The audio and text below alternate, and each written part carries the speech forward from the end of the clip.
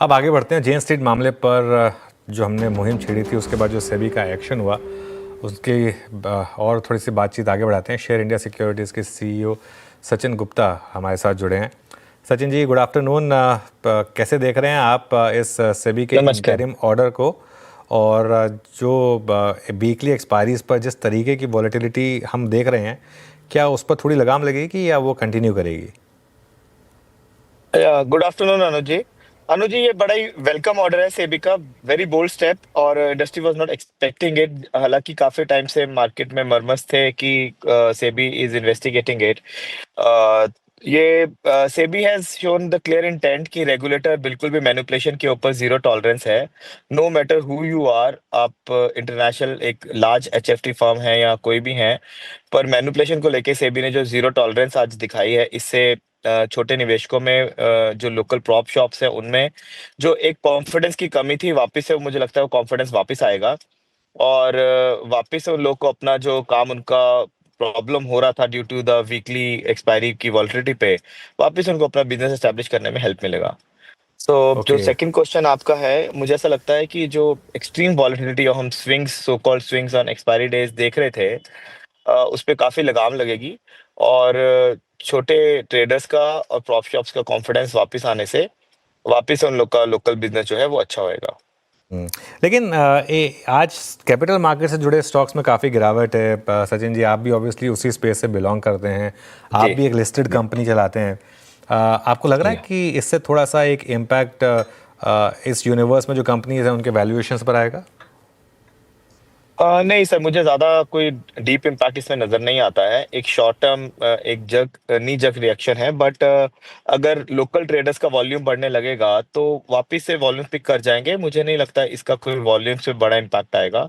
On the contrary, मुझे ऐसा लगता है कि सर, हमारा जो छोटा निवेशक है ना, उसका स्टेबल और लंबा चलना बहुत जरूरी है।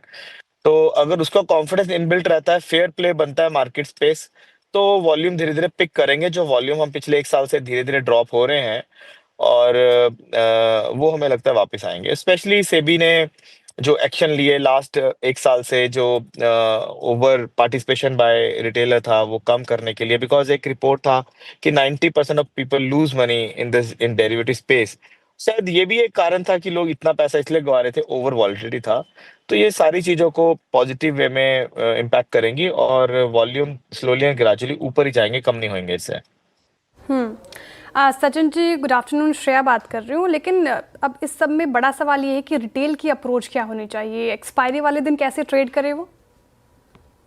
मैम, अभी तो वेट एंड वॉच होना चाहिए। रिटेलर को देखना चाहिए कि वॉलिटिलिटी कितना स्टेबलाइज होता है, और एक बार कॉन्फिडेंस बिल्डिंग होता है तो रिटेलर्स मुझे लगता है वापस आएंगे। एंड ब्रोकर्स लोग भी जो हैं, जो अपने ट्रेडर्स को, क्लाइंट्स को मोटिवेट करेंगे वापस ट्रेडिंग करने के लिए, जो जिनका ब्रेड एंड बटर ही लूज हो गया था इस वॉलिटिलिटी की वजह से, मुझे लगता है slowly and gradually will see in few months, maybe एक महीना, 2 महीना और एक क्वार्टर में, will see these people will be coming back to the market again.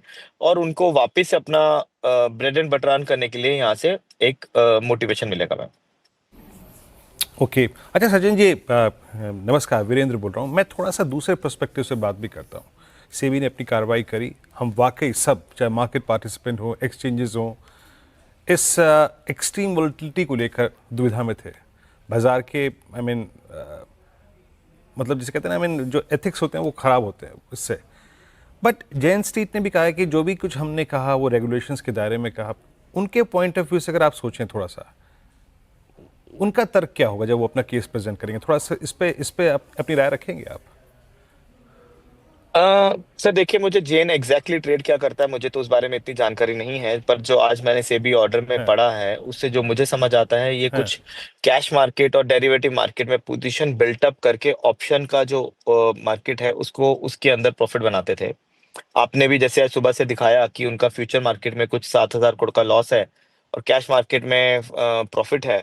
तो सॉरी, ऑप्शन मार्केट में प्रॉफिट है। तो कहीं ना कहीं जो ऑप्शन मार्केट में ओआई बिल्ड ज्यादा होता था, ज्यादा पार्टिसिपेशन होता था, उसको एक्सप्लॉइट किया जा रहा था विद जो लो वॉल्यूम है हमारा फ्यूचर्स में और कैश मार्केट में, उसके साथ मैनिपुलेट करके।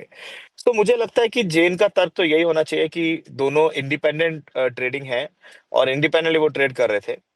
और यही जेन का तर्क होगा कि ऑप्शन ट्रेड अलग है और कैश और फ्यूचर का ट्रेड उनका अलग है। बट अगर हम कंबाइन करके ओवरऑल मोटिव को देखें, अगर जो सेबी का कोर रोल है, जो थॉट है कि SEBI can not allow any any manipulative ways of trading, जिससे कि आप एक ऐसा अनफेयर गेन लेते हैं जिससे कि पूरी इंडस्ट्री को लॉस होता है।